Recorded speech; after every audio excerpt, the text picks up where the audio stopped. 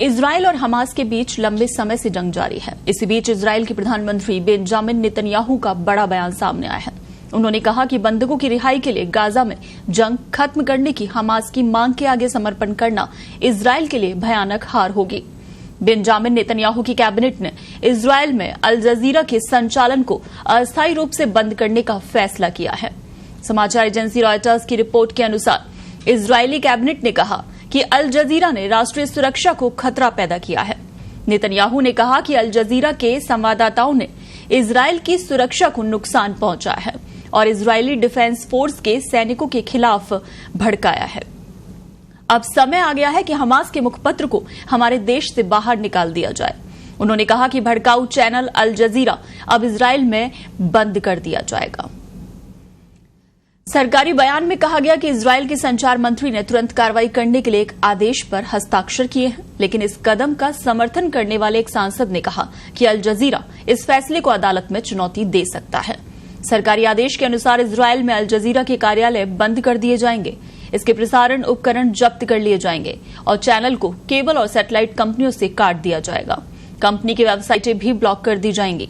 आपको बता दें कि अल जजीरा की कतर सरकार द्वारा फंडिंग की जाती है।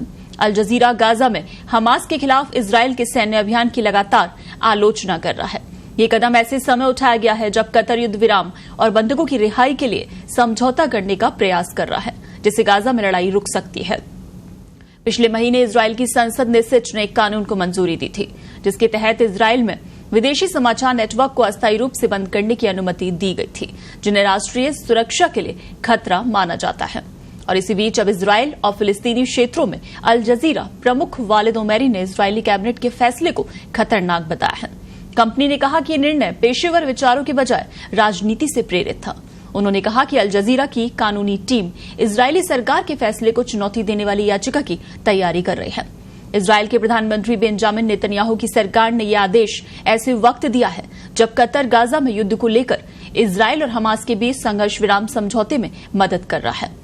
इजराइल के इस आदेश के तहत प्रसारण उपकरणों को जब्त किया जाएगा, चैनल की रिपोर्ट के प्रसारण को रोका जाएगा और उसकी वेबसाइट को अवरुद्ध किया जाएगा।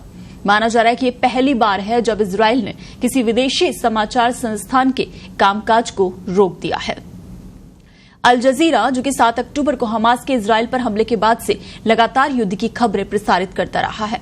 युद्ध में हताहतों की जमीनी रिपोर्टिंग सहित अल जजीरा की अरबी शाखा अक्सर हमास और क्षेत्र के अन्य आतंकवादी समूहों के वीडियो बयान जारी करती है, जिसकी नेतन्याहू सरकार ने काफी आलोचना की है।